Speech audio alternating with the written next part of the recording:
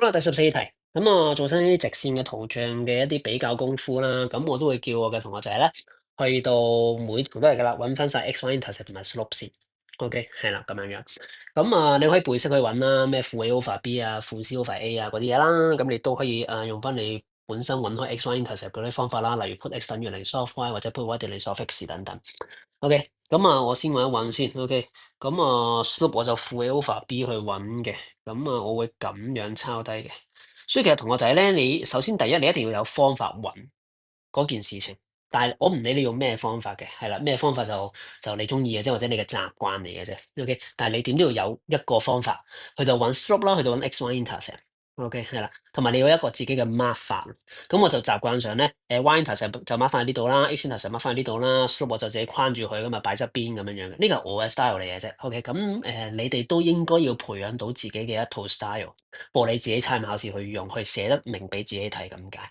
OK，好，L2 嘅slope 係負 A over B，咁即係 D over E 嘅咯喎。OK，好，呢個係 slope 嚟嘅。咁另外 x y intercept 就solve 嘅啫。OK，let's say y intercept 就係呢個係 C over B 啦，係咪？咁跟住呢個係幾多？F over 負 E 啦，跟住呢個位置就係 C over A，跟住呢個位置就係 F over D。OK，逐個睇。C 大過 F。OK，係啦，即係但係入邊要揾樣嘢係齋同 C 同 F 有關咧，就我未見到。係啦，我未見到。咁所以其實 option one 一陣間可能要唔揀嘅，唔揀唔代表佢一定錯，OK，但係只能夠話佢唔係一定啱咁解。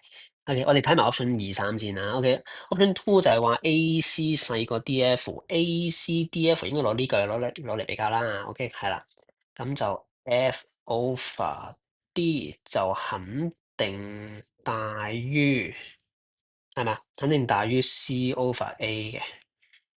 OK。哦，唔係喎，佢呢度雙乘嚟嘅喎。哦，唔緊要，咁應該係考緊正負啦。OK，係啦，我原本仲諗住交叉雙乘佢，咁諗住做唔做得翻呢個樣。咁但係呢個樣唔關事喎，因為呢個係 D 乘 F，呢個已經係 F over D 嚟，即係唔係交叉乘走對方。唔係交叉乘走對方，咁就淨係睇單邊，逐邊睇 F over D 係咩？係正定負，C over A 係正定負，應該考緊呢樣嘢。OK，係啦，咁我哋睇翻呢個先，F over D 佢係一個正數嚟嘅，OK，佢喺 x intercept 表係正數嘅位置啊嘛，OK，係啦，F over D 係正數，咁即係 F 乘 D 都係正數噶啦，係啦，你 either 負得正，咁你除係負得正，你乘都係負得正嘅，大佬，OK，係啦，咁另外 C over A 係負數，咁即係 AC 都會係負數，咁正數一定大過負數噶，OK，係啦，咁所以 option two 之所以啱option two 係啱嘅，而佢之所以啱咧，唔係講緊數值啦，OK，係講緊正負，OK。嗱，咁再睇埋 option three 啦。option three 咧就係話 A、B、D、E 嘅關係，咁就應該係講緊呢個係啦。slope 就有齊晒 A、B、D、E 四樣嘢。OK，咁因為佢哋平衡嘅，咁所以佢哋係個 slope 係一致嘅。OK，個 slope 係一致即係我可以咁樣寫咯，A over 負 B 等於 D over E。OK，咁睇下先咯。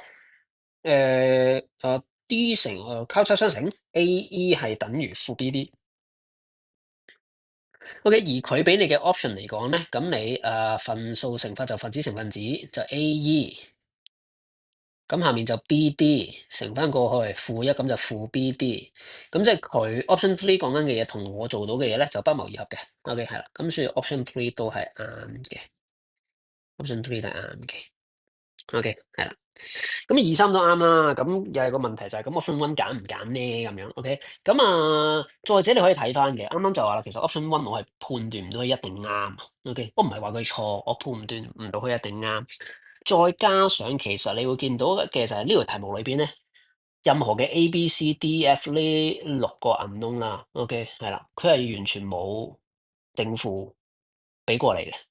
OK，係啦，咁你話唔係喎，呢度又咪有個負咯咁樣樣，喂，咁 E 本人可以係負噶嘛？E 係負嘅時候，呢個就會係正噶啦。OK，係啦，咁所以其實呢一個負號喺呢個位置存在唔係太大價值。OK，即係我想講啲咩咧？我想講嘅就係其實你係唔會知道 C 係咪大過 F 㗎，因為其實可以 C 係負數得嚟，F 係正數㗎嘛。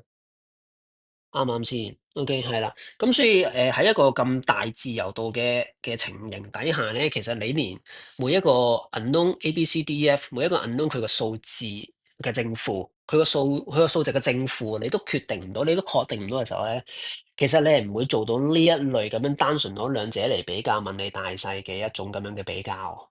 係啦，你確定唔到，係啊。咁所以呢個係點解我哋揀唔到 option one？OK，咁所以答案咧就只係 C option two three 嘅啫。